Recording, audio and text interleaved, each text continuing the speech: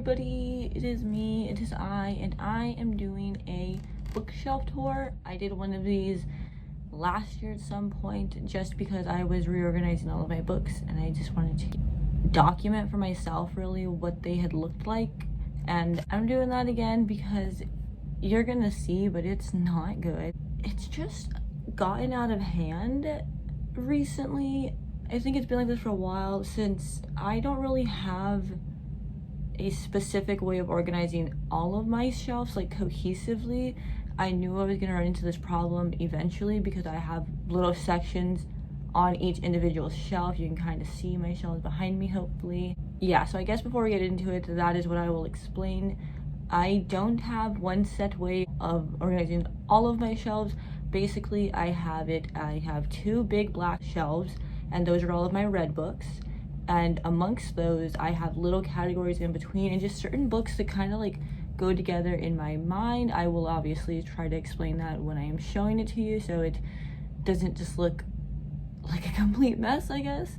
And then I also have this white shelf over here, which the bottom is full of DVDs and stuff. But those are basically childhood books of mine that have stayed with me over time, haven't gotten rid of or didn't go into storage. I also have a separate cart with all of my TBR books, which I will not show you in this video, but I may want to do a TBR pile video at some point, maybe, hopefully, I don't know. Did my camera angle just change? So yeah, basically we will go through all of my read bookshelves. I will show you other places I have books, which is really just like one other spot. This won't be as traditional of a bookshelf tour. Like, I'm not going to be pulling out every single book because I said this in my last video. I do not have like equipment, so I can't like set things up, and like I'm gonna be filming this from behind the camera. I will be holding it, so if it is shaky, if it is bad, I am sorry. I just that's the way that I can do this, and I really just wanted to do this for myself because I need to reorganize. And if I end up hating it because change after I've had stuff some certain ways for so long, can I do it? Will I be able to function? Who knows? But yeah, just so I can have it, so I can see everything. But hopefully this is enjoyable for you. Please view it. Please talk to me about things. All right, so this is where we will start. This is the white shelf that I have in the middle of my two big bookshelves. And these are basically my childhood books and just books I read when I was very young. The bottom shelf is full of DVDs. I think notably you can see my Peter Pan VHS. It's the squishy one over there. Those are two books that I'm sending to Kate for her classroom. On the first shelf, I have this Mickey Mouse mug. It's actually from the Disney store in New York City. Over here, we just have A Wrinkle in Time, The Wind in the Willows, some Beverly Cleary, my favorite Beverly Cleary. These are the ones that have stuck with me. This is actually my most favorite book in the entire universe. I reread it again this year and almost cried. It's so precious. Dear Mr. Henshaw, Cry, The Mouse and the Motorcycle, Miss Frisbee and Ratchet Nim. I mentioned this last time before. You probably can't tell through my videos now because I don't read many of them, but I had a thing where I loved books about mice. My favorite book in the entire universe is Father's Algernon. My copy is not on my bookshelf. I gave it to my brother when he left. He's in the military. Yeah. Anyway, Mysterious Benedict Society, some Montgomery. In the middle is stuff that I read a little bit older, except for Flipped. That is a great older child into middle grade. It's really cute. I loved it. There's Judy Blume. This is not for kids. This one's not. I think this is about sex positivity and stuff. Yeah, there's some John Green. You already read those in their youngin' days. My Cornelia Funke collection. I've gotten rid of a few that I don't absolutely love because I realized, you know, these I don't look at these as much. They don't really matter as much. Kept obviously the Inkheart trilogy. Now when you go down, it's just two series. I have Strict to Freak by Darren Shan, a classic. We all love and know it. And then my Harry Potter series. This is my original series. The fourth one is missing because I am currently reading that with my sister. I've mentioned that we're rereading it this year. Awesome, cool, great. Vampire Snow Globe because vampire. I also have this box set of the Harry Potter series because yes, they were beautiful. I caved in. I'm sorry. I did it. I will try to show you a whole view of my space right here. So I think we will start over here with the left bookshelf because as you will see as we go down with the overview, it gets crazier and crazier. Sorry about the thing in the way. Anyway, yeah, I think we'll start here so that way we can end on the prettier one. So up top, it's basically like a Peter Pan shrine. I have a Captain Hook hat, Peter hat, a Peter Pan Funko Pop, these little collectible things, this collectible glass, and then just a Pirates of the Caribbean snow globe from Disneyland. Up here, I have my 3D storybook of Peter Pan. It is so cool. I have this little Zoom Zoom in a mug and also a golden book of Peter Pan. I think I need to give you guys a tour or haul or whatever it is of all of my Peter Pan crap, like not even just editions of books, just cool random collectibles and stuff I found. Yeah, and these are just some like big children's books that I've kept over time just because they're like really pretty or beautiful, like things you'd want to pass down. So I have the Velveteen Rabbit, Did I Ever Tell You How Lucky You Are, the Many Adventures of Winnie the Pooh. This is so beautiful. The art in here is stunning. Where the Wild Things Are and the Story of Ferdinand. Now as you move down, this is my graphic novels into poetry, into Peter Pan, and just random. Starting over here, we have like a couple of actual just like picture books, mainly because we have The Wolves in the Wall by Neil Gaiman. So beautiful, love Neil Gaiman. There's also a Neil Gaiman comic here and a graphic novel version of Coraline, which I wasn't that big of a fan of. I didn't really like the art style. Maybe it's because I'm so used to the movie, but yeah.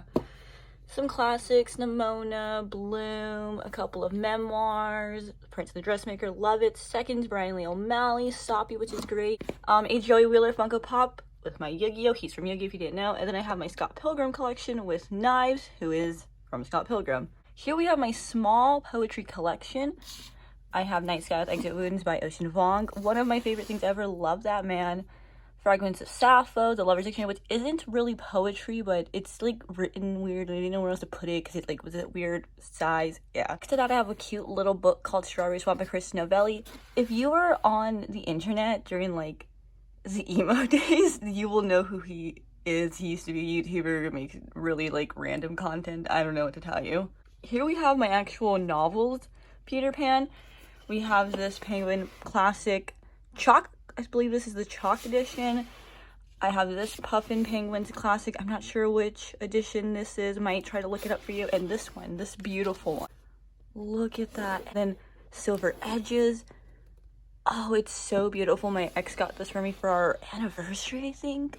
Oops. Oh well.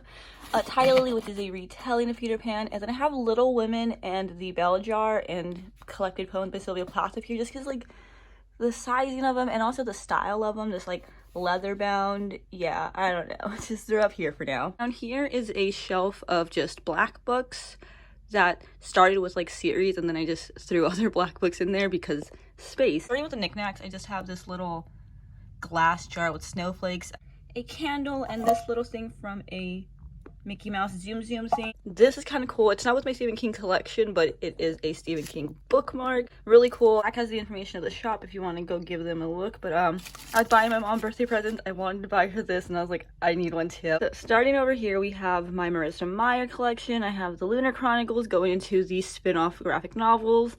Then I have Renegade, Heartless, Crow's Duology, Girls of Paper and Fire by Natasha Yon. I don't know when or if the third one has even come out yet.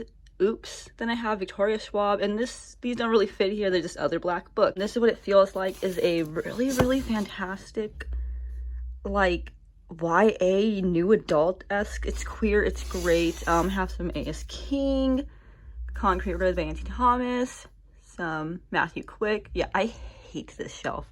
Like, cohesively, it looks like the nicest because of all the black and like the colors, but I hate it. Down here is when we get into the mess, but it does hold some of my favorite books, like, of all time. So right here, I just have a mug from the Space Needle in Seattle, a Edward Cullen Funko Pop. He's actually, I'm so sorry, Cedric.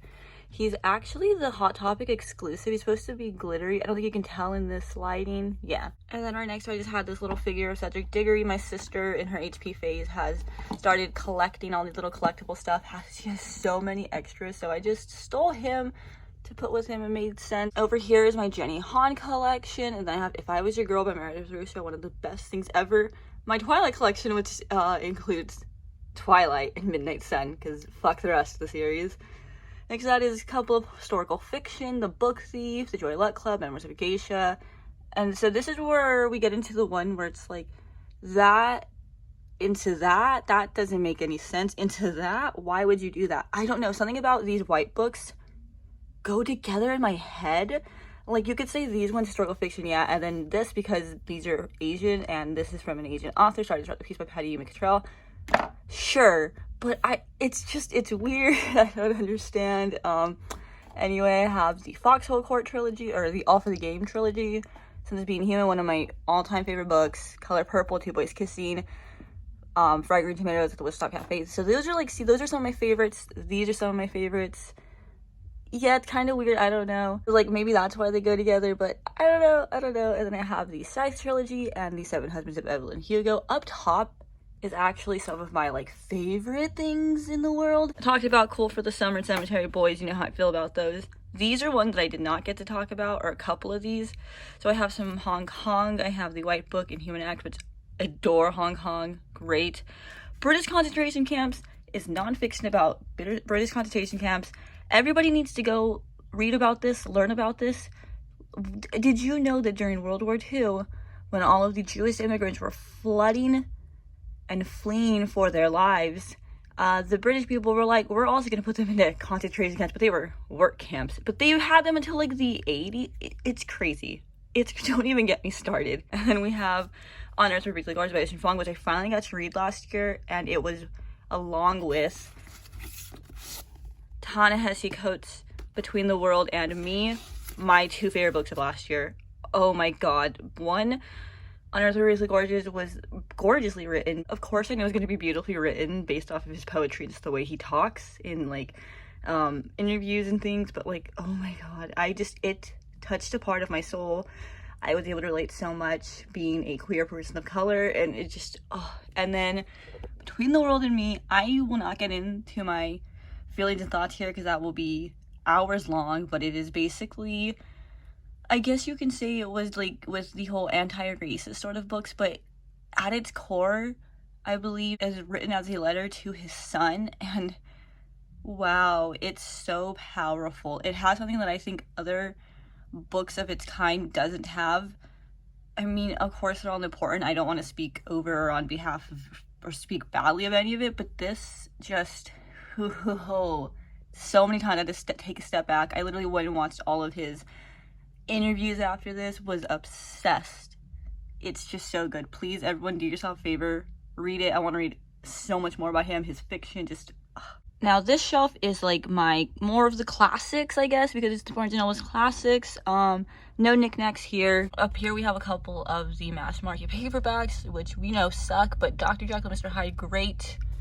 I have some Hemingway stuff here, For Whom the Bell Tolls, and then some of his little readers and like just collections of his. These I actually do have organized by like author, chronological order, last name. So we have Austen, Lewis Carroll, Frederick Douglass, Henry David Thoreau, some Tolstoy, none of his famous stuff, but I've read some of his short stories from this, it's great. Mark Twain, Lao Tzu, Voltaire, Wharton, Oscar Wilde. On this side, it is my Dickens collection. These happen to just be the ones that I have read, but he was like one of my favorite authors since I was in middle school. I was that pretentious kid, I know. And then in the middle is just a bunch of mass market paperbacks. Of course, as you can see, these are not all classics. I have some Nicholas Sparks. Yes, because I am a hoarder and I just can't get rid of things.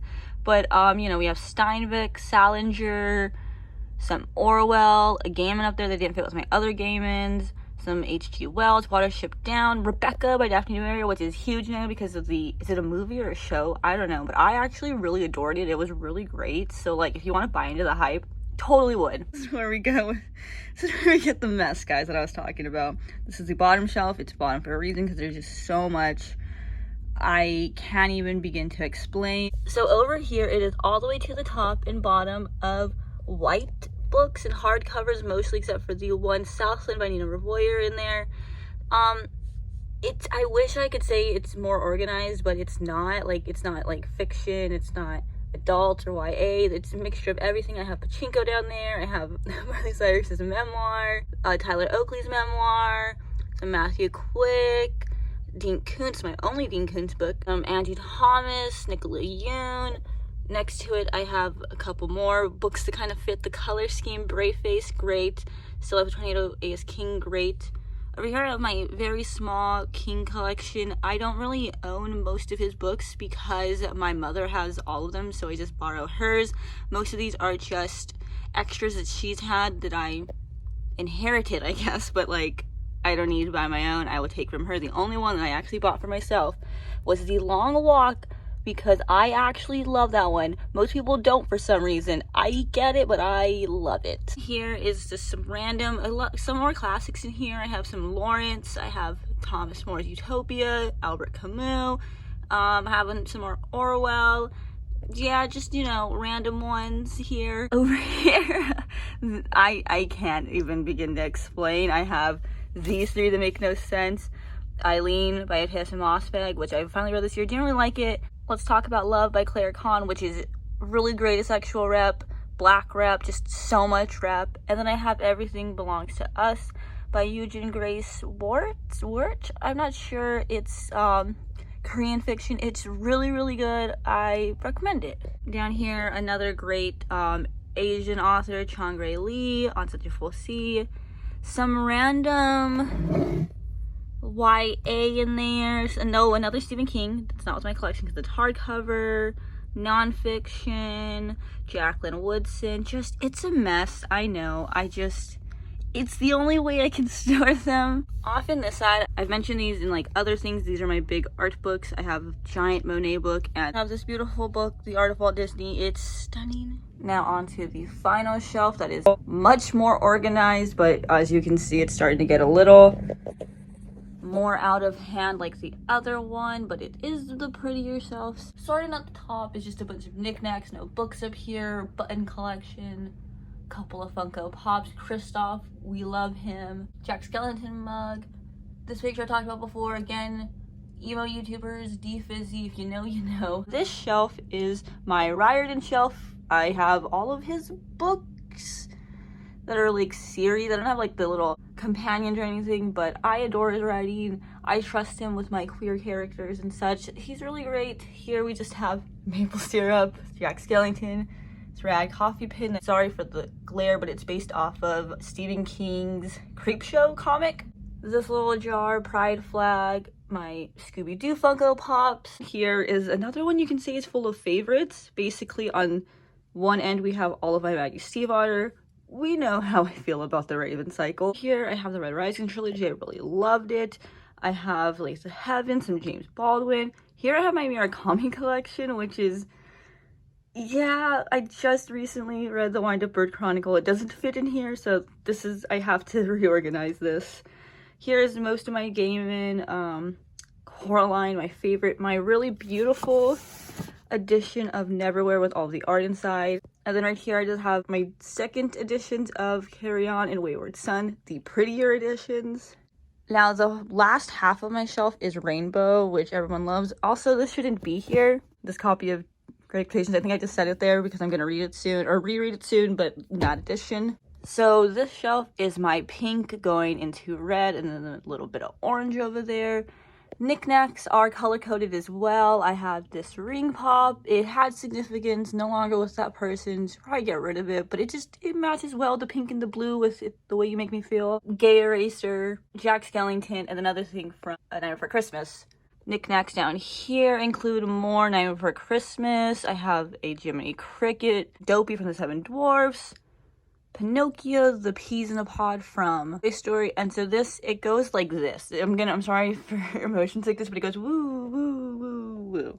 Okay, cool. Sorry about that. So we have like some peachy into the yellow, into the greenies and the greeny blues, down into the blue, purple, and it is completely full. All the shelves are to the end. So, yeah. Knickknacks. More Night Before Christmas. I'm an emo kid, in case you didn't know. Hot Topic is my life. Blue Sour Patch Funko Pop. I have a mini Baymax Zoom Zoom. And then Hero from Big Hero 6. Love them. So yeah, there's not really rhyme or reason.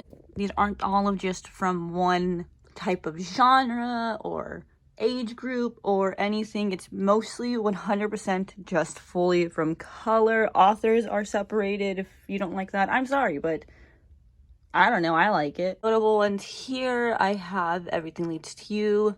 Love that. How to Be a Girl, Caitlin Moran. Simon, The Hate You Give. I still have so much of my John Green. Books I didn't like, then I've Never Letting Go. I read So You've Been Publicly Shamed last year. I wasn't really that big of a fan, if I'm being honest. Here's some sci-fi I really love. Again, going with the rat and the mouse things. I'm so sorry. Here's with the rat, which is sci-fi, and it was actually really enjoyable. I genuinely only bought it because it had rat in the title, and I really enjoyed it. After that, we have Dark Matter by Blake Crouch. Great. The Vegetarian, another great one. Did not like Crazy Rich Asians that much. Did not like Ready Player One. This, Real Life by Brandon Taylor, is the third and final of my most favorite books from last year. I know I didn't talk about any of my reading, like wrap anything up from last year, but I had 3 top favorites from the year. I mean, I read other really great books, but those 3 became actual, like, new favorites. So they just felt different and set apart from having, like, a set list of, like, oh, my favorite books of the year. I mean, there were books I enjoyed, but, so this, along with the other 2 I mentioned, so fucking good. Black, Queer Rep. Down here we have my other edition of Carry On and Wayward Son. I have some nonfiction with Ace. I Wish You All the Best, Mason Deaver. I have some Bachman. I have some more classics with Levison, and it's kind of a funny story. Perks of Being a Wallflower. And see, this is where it gets so weird, because now I have 100 Years of Solitude. So, like, classics are thrown in here. It's very weird. Jeff Vandermeer, I'm Still Here, Austin Channing Brown, which is another nonfiction of kind of in that anti-racist thing. It's really great. Would recommend. Wild Girls, We Are the Ants, by Hutchinson. More Bachman. Here I have Shelter, Watch Over Me by Danielle LaCour, which was a really fantastic read. All Boys Aren't Blue is also really fantastic. The Mothers. John Green, Sorry About It, Vincent and Theo. Some more My Silvera. I have Aristotle and Dante, which is, one of my favorite fucking books.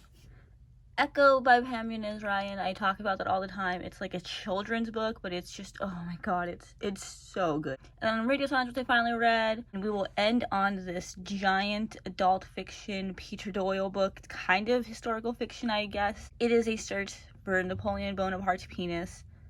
And it features a lot of classical, like, Emily Dickinson type of era authors. Very random, I know. Hey yo, I'm back. I forgot that outros were a thing, I guess, but anyway, hopefully you have enjoyed. Hopefully you got to see all of my books and all of the things that intrigued you. If I didn't talk about something on the shelf, a certain book, I'm sorry. You can talk to me about it in my comments. Anyway, thanks for viewing, thanks for being here. Cool. Let me know if you want to see my TBR books, and that's it.